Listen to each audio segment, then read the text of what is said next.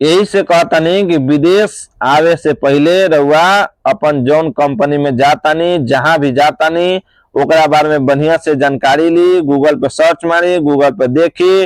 अगर गूगल के बारे में जानकारी नहीं खे, सर्च करे के जानकारी नहीं खे, तो केहू जानकार व्यक्ति से, केहू पढ़ल लिखल शिक्षित व्यक्ति से रउआ लोगन कंपनी के बारे में जानकारी ली, जानकारी करी। हो सके तो उस कंपनी में जो आदमी काम करता वो आदमी से भी संपर्क करे के कोशिश करी। रउआ जौना एजेंट से जाता नहीं, वो एजेंट से पहले ई बात के पूछी कि जौन ना आदमी के रउआ पहले भेज दिले बानी वो आदमी से हमारा बात कराई। अगर जौन कंपनी में रउआ जौना आदमी के भेज दिले बारी वो कंपनी से हमारा बात करा देम।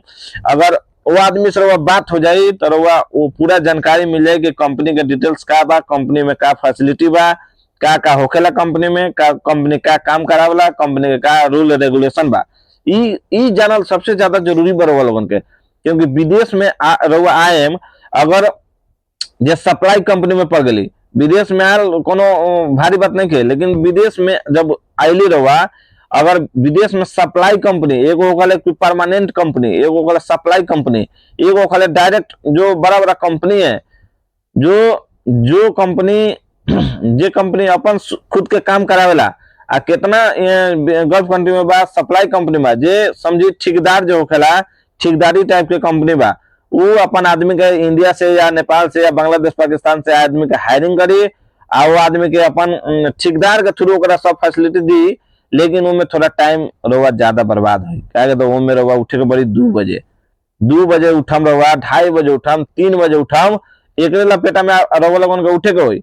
आ वो बेर से उठला के बाद रउआ के 7 से 8 बजे के आसपास फिर तो रउआ बेड नसीब होई। रउआ 8 बजे के बाद बेड पे जा सकेले।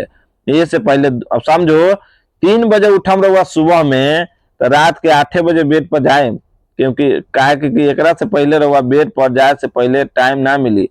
काम, खाना पीना, नहाना, कपड़ा साफ करना, कपड़ा तो खैर लॉन्ड्रिंग में साफ हो जाई, लेकिन बहुत सारा प्रक्रिया बा विदेश में। रउआ अगर कंपनी में आ जाए बड़ी तो बढ़िया बा, सप्लाई में जाए बड़ी तो थोड़ा थोड़ा सही नहीं खे। ये सब देख के रउआ लोगन विदेश आई। और विदेश भाई मिला जुला के सुख भी बा, दुख भी बा। भाई हमें वीडियो बनावे तरी विदेश में जो आदमी काम करता वो आदमी के खातिर, काहे कि विदेश के जिंदगी इतना, कोनो कोनो आदमी के सुख वाला भी जिंदगी बा, कोनो कोनो आदमी के दुख वाला भी जिंदगी बा, कोनो कोनो आदमी के बहुत परेशानी भी होखेला, केहू केहू के परेशानी ना होखेला। लेकिन ज्यादातर आदमी के विदेश में समझी की परेशानी होखेला। काहे के तो हर कोई भी आदमी ना चाहेला कि हम अपन घर छोड़ के आई और अपना परिवार से दूर रही, और अपन बीबी बच्चा माँ बाप से दूर रही और कहीं दूसरे देश में जाके कमाई। काहे के कि रउआ लोगन के मालूम है कि विदेश में जो व्यक्ति जौन आदमी विदेश जाला, वो व्यक्ति के वो अकेले हर चीज सहे के पड़ेला, सोचे के पड़ेला, करे के पड़ेला। काहे के तो आप केहू कहीं कहीं भी काम करे जब जाएम तो रउआ सपोर्ट में केहू ना रही, उस टाइम रउआ अकेले रहम, और जे भी करे के होई रउआ खुद करम, खुद सोचम, खुद समझम और खुद रउआ करे के होई। और विदेश में रउआ जब आ जाएम तो रउआ लोगन के मालूम होगी, अगर ना मालूम होगी तो हम बता देतनी कि विदेश के जिंदगी बहुत ही सुखदायक भी होखेला और दुखदायक भी होखेला। विदेश में कभी रउआ सुख भी मिली और दुख भी मिली, यह बात के अंदाजा तबे लगी जब रउआ यह वीडियो देखतानी। तब खाली वीडियो देखम, लेकिन विदेश में जब आएम तब रउआ मालूम चली कि विदेश का है। विदेश में भाई अपन घर छोड़ के कौन इंसान चाहे कि हम अपन घर छोड़ के जाए दूसरे जगह कमाए, लेकिन मजबूरी में इंसान के कहीं ना कहीं कमाए के पड़ेला, कहीं ना कहीं जाए के पड़ेला, किसी न किसी कहीं ना कहीं केहू न केहू क्षेत्र में जाके रउआ घर परिवार चलावे खातिर रउआ घर छोड़ी के पड़ी।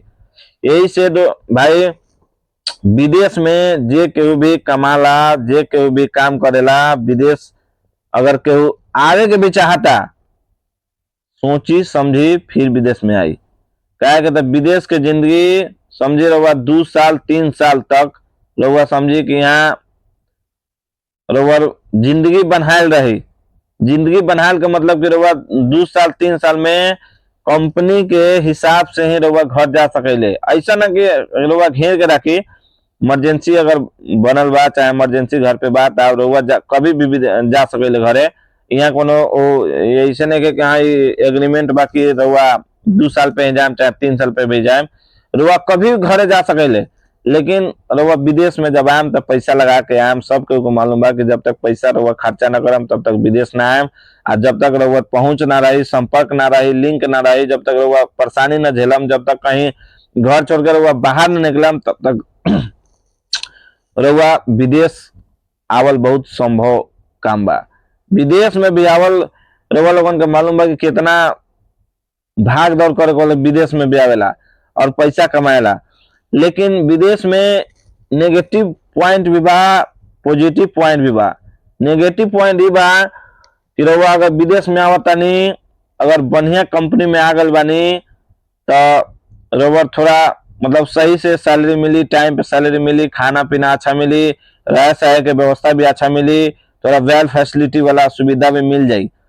लेकिन यदि जे अगर रउआ कोनो गलत एजेंट के चक्कर में पड़ गई आ रउआ अंदर बेचैनी बा कि हम जल्दी जाए विदेश, जल्दी जाए विदेश, जल्दी जल्दी के चक्कर में निश्चित बा कि रउआ ऐसा कंपनी में एजेंट फंसा दी कि वो कंपनी से रउआ उबर ना पाएम और वो कंपनी में गेला के बाद रउआ पछताला के अलावा दूसरा कुछ ना मिली। ऐसे विदेश आवल भी बहुत कठिन काम बा, बहुत सोच समझ के विदेश आवल जाला।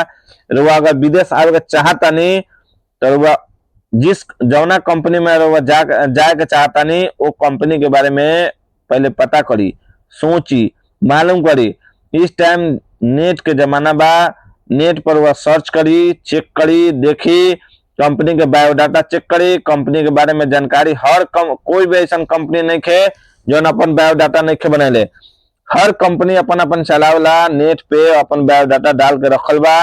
नेट पे होगा स्थापना, कंपनी का स्थापना कब भेल, का काम करावले, का फैसिलिटी बा, वो अपन हर कंपनी अपन अपन लोगो लगा के रखले बा। कंपनी अपन देखी आ कंपनी के थोड़ा अच्छा कंपनी अगर रउआ के लागत हो कि हाँ कंपनी अच्छा बा, वही कंपनी में आई। लेकिन बिना जान पहचान के विदेश में ना आई, क्योंकि बिना जान पहचान के रउआ आ गए नहीं, अगर रउआ कंपनी अच्छा ना लगा तो सिर्फ रउआ पैसा बर्बाद होई, आवे जाके जो खर्चा होई उ सब पैसा बर्बाद होई, रउआ टाइम बर्बाद होई। ऐसे विदेश भी आने से पहले रउआ कुछ, और सबसे जरूरी बात, जब भी विदेश में आई तो कोनो न कोनो ट्रेड में आई। जैसे कोनो अगर कोनो काम जानता नहीं रउआ वही काम में आई, ट्रेड में आई। हेल्पर में आम तो रउआ थोड़ा ज्यादा परेशानी झेले के होई। और रउआ जाने बारे जब कोनो बढ़िया कंपनी में अगर रउआ आ जाता नहीं काम करे विदेश में, तब थोड़ा शरीर के बॉडी के रेस्ट मिली। क्योंकि विदेश में रउआ लोगन का मालूम बा कि टाइम सबसे महत्वपूर्ण बा। टाइम सबसे महत्वपूर्ण ये लबा कि विदेश में रउआ 4 बजे उठे के होई, 4 बजे सुबह में उठे के होई। और 4 बजे के बाद से जब प्रक्रिया शुरू हो जाई तो ओकरा बाद रउआ फिर रात के 8 बजे 9 बजे रात के सूते के मिली।